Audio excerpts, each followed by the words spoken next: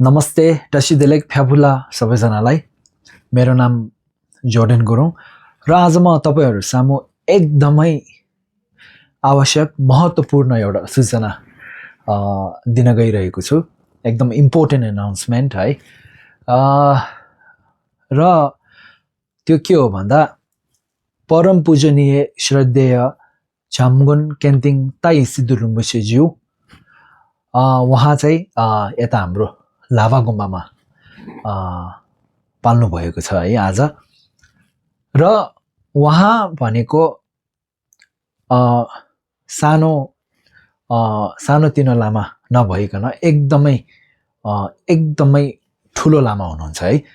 र उहाँ जस्तो ठुलो लामा अब हाम्रो यता लाभा गुम्बामा पाल्नु भनेको एकदमै ठुलो कुरा हो। र लाभा गुम्बा, लाभा समाज, लाभा बजार मात्र नभइकन वरिपरिका जस्तै कालिम्पोङ, अलगरा, अनि शेर्पा गाउँ, गोरुबथान, कोवापानी अनि कोलाखाम जस्ता नजिकैका सबै गाउँहरुको लागि चाहिँ एकदमै ठुलो कुरा र खुशी हुनुपर्ने कुरा हो। र उहाँले तल डामडिमको बोकर गुम्बा त्यहाँ चाहिँ 20 तारिकदेखि नोभेम्बरको 20 तारिकदेखि चाहिँ 29 तारिकसम्म 10 दिन चाहिँ उहाँले त्यहाँ अभिषेकहरु दिनु भएर प्रवचनहरु दिनु भएर 10 दिनको अनि प्रोग्रामहरु कार्यक्रमहरु सम्पन्न भएर चाहिँ आज हामी लाभा समाजका अनि सबैजना चाहिँ मुख्य सबैजना गई चाहिँ अनि उहाँलाई डामडिम गुम्बादेखि चाहिँ हामीले यता लाभा गुम्बामा वेलकम गर्नु भएको हो है। र आज यता आउनु भएर उहाँ चाहिँ यहाँ लाभा गुम्बामा 3 दिनको लागि आउनु भएको हो। नोभेम्बर 30 तारिक, डिसेम्बर 1 तारिक र डिसेम्बरको 2 तारिक चाहिँ उहाँ यहाँदेखि निस्किनु हुनुहुन्छ है। र आज हामीले एकदमै उहाँलाई चाहिँ एकदम भव्यका साथ अनि स्वागत गरेका थियौं है। त्यसको भिडियोहरु मैले हालेको थिए, तपाईले हेर्नु भएको होला।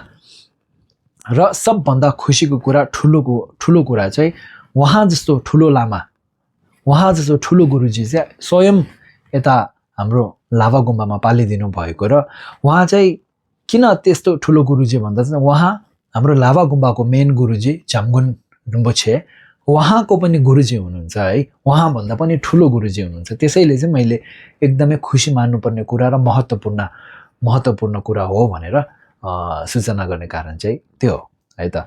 र भोलि डिसेम्बर 1 तारिकको दिन चाहिँ उहाँले दीर्घायुको अभिषेक दिनुहुनेछ है। र त्यो मात्र नभइकन यहाँ आउनु भएको भोलि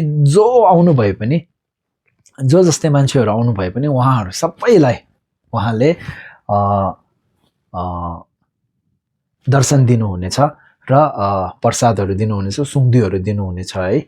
उहाँसँग हामीले भोलि स्वयं अब यस्तो नजिकैबाट दर्शन गर्नेको मौका सबैजनाले पाउनेछ। र यता आउनु भएको भोलि सबैजनालाई अब चिया नास्ता है र खानाहरु सबै यता हामीले व्यवस्था गरेको छौं।